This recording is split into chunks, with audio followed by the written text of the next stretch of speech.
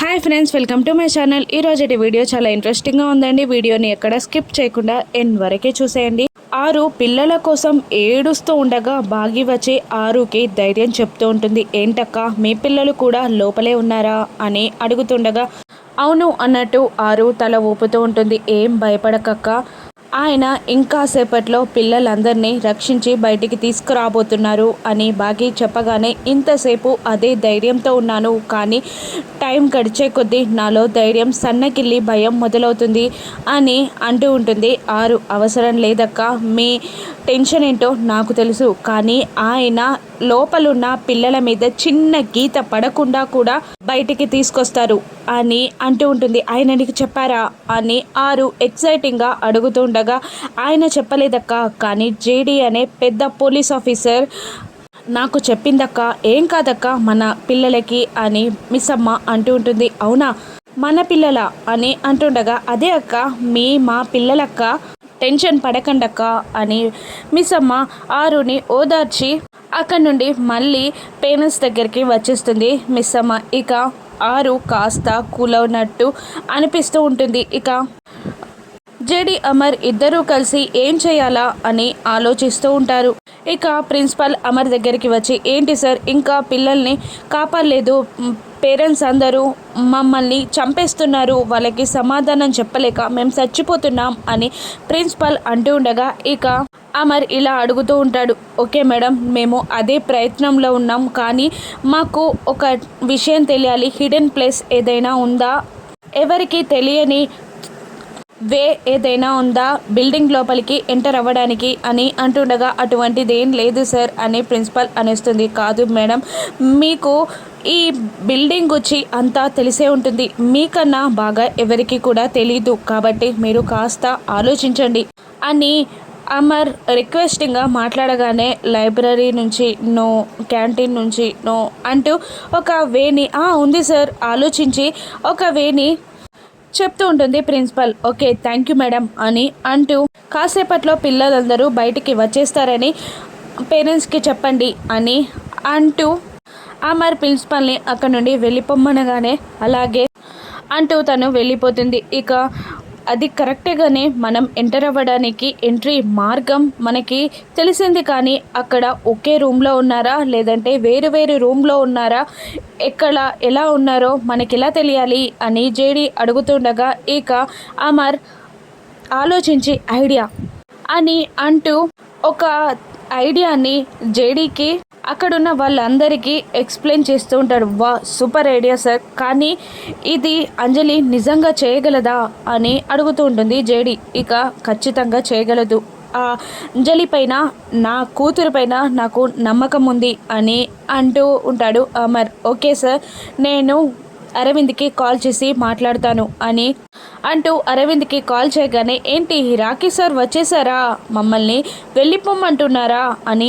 అరవింద్ అంటుండగా ఇంకా 1 hour time ఉంది అని జేడీ అంటుంటుంది. అంటే అమరేంద్ర సార్ చిన్న కూతురు అంజలికి ఇంకొక 1 అవర్ మాత్రమే టైం ఉందన్నమాట అని అంటూ అరవింద్ ఎగతాళి చేస్తూ ఉండగా పిల్లలంటే అమరేంద్రకు చాలా ప్రాణం, వాళ్ళ ముందు రాకీ కూడా సాటి రాడు అని అంటూ నేను చెప్పేది ఒక్కసారి వినండి. అమరేంద్ర చిన్న కూతురికి అస్తమా ఉంది, తనకి ఇన్హేలర్ ఇవ్వాలి, ఇప్పటికే చాలా లేట్ అయిపోయింది, లేదంటే తన ప్రాణానికే ప్రమాదం అని అంటూ ఉంటుంది జేడీ. ఏంటి ఇన్హేలర్ సాకుతో మాపై అటాక్ చేయాలని చూస్తున్నారా అని అరవింద్ అంటూ ఉండగా ఇక చిన్నపిల్లని అడ్డు పెట్టుకునే అవసరం మాకు లేదు, మీరన్నట్టు పాస్పోర్ట్ రాకీని కూడా తీసుకొస్తున్నాం, కాబట్టి చిన్నపిల్ల ప్రాణాలు తీయడం నీకు సరికాదు అని అంటూ ఉంటుంది జేడీ. ఓకే, నువ్వు చెప్పింది నేను నమ్ముతున్నాను, కాబట్టి ఆ అమ్మాయిని అడుగుతాను, నువ్వు చెప్పింది ఆ అమ్మాయి చెప్పింది మ్యాచ్ అయితే సరే, లేదంటే అమరేంద్ర చిన్న కూతురు గిఫ్ట్ కింద అక్కడికి వస్తుంది అని బెదిరిస్తూ అరవింద్ అంజలి దగ్గరికి వెళ్ళి, నీకు ఏదో ప్రాబ్లం ఉందంట కదా, నీకున్న రోగం ఏంటి అని అడుగుతుండగా అంజలి ఆలోచిస్తూ ఉంటుంది. డాడీ అలా చెప్పారు అంటే ఏదో చెప్పమని అర్థం అన్నమాట, అంటే నాకు తెలిసిన డిసీజ్నే డాడీ చెప్పుంటారు. ఏంటది అని అంజలి ఆలోచిస్తూ ఉండగా అరవింద్ మళ్ళీ చెప్పు అని గట్టిగా కసురుతూ ఉంటాడు. ఇంకా అంజలి భయపడి చెప్పలేకపోతుంది. మళ్ళీ కసురుతూ ఉంటాడు అరవింద్. ఇక బ్రీతింగ్ ప్రాబ్లం, అస్తమా, ఇన్హేలర్ కావాలి అని అనేస్తుంది అంజలి. ఇక ఆ స్టెప్స్ పైన ఇన్హేలర్ పెట్టి వెళ్ళండి, మా వాడు వచ్చి తీసుకొస్తాడు అని అంటూ ఉంటాడు అరవింద్. అలాగే అంటూ ఇన్హేలర్ కావాలి అని రాథోడ్కి చెప్తాడు అమర్. అలాగే మిస్సమ్మని కూడా పిలువు అని అమర్ అనగానే మిస్సమ్మ దగ్గరికి వచ్చి మిస్సమ్మ నిన్ను సార్ రమ్మంటున్నారు అని చెప్తాడు రాథోడ్. ఇక నన్ను కూడా రమ్మంటున్నాడా అని మనోహరి అడగగానే మిస్సమ్మని మాత్రమే రమ్మంటున్నాడు అని రాథోడ్ కసురుతూ ఉంటాడు. ఇక మిస్సమ్మ అమరేంద్ర దగ్గరికి వెళ్ళగానే అమరేంద్ర చాలా బాధపడుతూ పిల్లల కోసం టెన్షన్ పడుతూ ఉంటాడు. జేడి అమర్ని బాగిని చూస్తూ ఉండిపోతుంది. ఇక ఏవండి అని బాగి పిలవగానే అమర్ తన చేయిని పక్కనున్న సోఫా మీద గట్టిగా కొడతాడు. ఇక తన టెన్షన్ని తన బాధని అలా వ్యక్తం చేస్తూ ఉంటాడు అమర్. ఇక బాగి వచ్చి అమర్ పక్కన కూర్చుంటుంది. ఇక అమర్ ఇలా అంటుంటాడు, నేను ఇప్పుడు పిల్లల్ని కాపాడడానికి లోపలికి వెళ్తున్నాను. నేను రావచ్చు రాకపోవచ్చు, పిల్లల బాధ్యత అమ్మా నాన్న బాధ్యత నీదే. నేను 6 తర్వాత నమ్మింది నిన్నే, నాకు 6 అంత ధైర్యం ఇచ్చింది నువ్వే, జాగ్రత్త అని అమర్ బాగీకి చెప్తుండగా బాగి ఏడుస్తూ ఉంటుంది. సరే అన్నట్టు అమర్ తల ఊపుతూ బాగీకి చెప్పి వెళ్ళిపోబోతూ జడి కమాన్ అని అంటుండగా అమర్ వెళ్ళడాన్ని ఆపి ఏమండి అని అరుస్తూ బాగి వచ్చి అమర్ని వాటేసుకుంటుంది.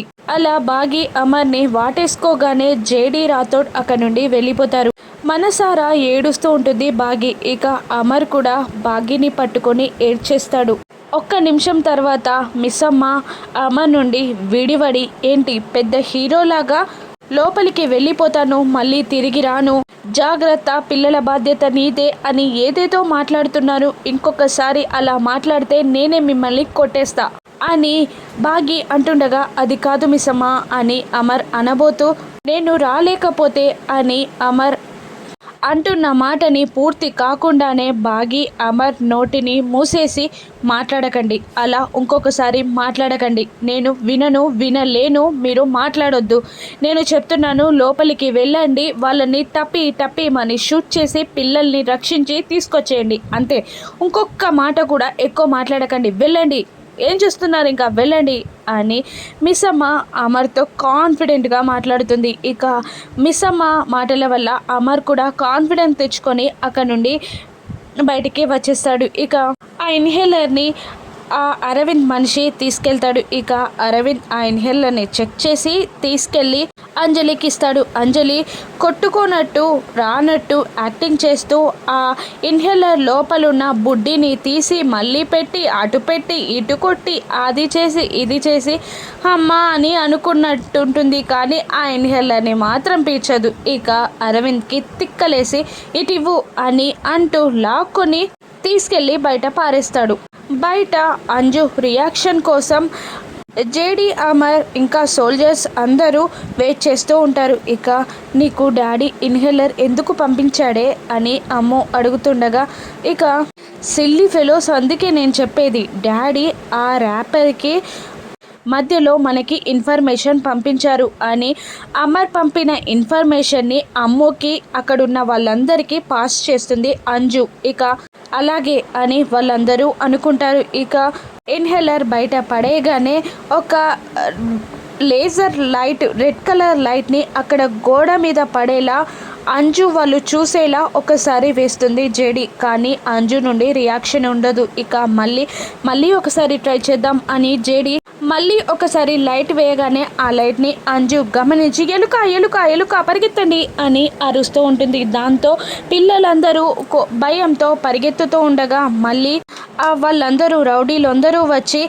ఆగండి, మీరు అరిస్తే చంపేస్తా అని అంటూ అరవింద్ ఇంకొకసారి ఈ అమ్మాయి ఎక్కువగా మాట్లాడితే దాని నాలుకని కచ్చేరా అని అంజుని బెదిరించి అక్కడ నుండి వెళ్ళిపోతాడు. ఇక ఆ అరుపులు విన్న జేడి ఇలా అంటూ ఉంటుంది, అంజు అరిచిన ప్రకారం ఒకే రూమ్లో ఉన్నారు వాళ్ళందరూ అని అంటూ లెట్స్ మూవ్ సోల్జర్స్ అని అంటూ అమర్ జేడి ఇద్దరూ కలిసి నువ్వు అటువైపు నుండి రా, నేను ఇటువైపు నుండి వస్తాను అని అంటూ వాళ్ళపై అటాక్కి లోపలికి వెళ్ళడానికి సిద్ధమవుతారు. ఇక అమర్ జేడి సక్సెస్ అవుతారా? ఖచ్చితంగా సక్సెస్ అవుతారండి. పిల్లల్ని తీసుకొస్తారు. అరవింద్కి ఏ శిక్ష పడనుందో, అంజుకి వచ్చే ప్రశంసలేంటో రానున్న ఎపిసోడ్స్లో చూద్దాం. Thank you for watching.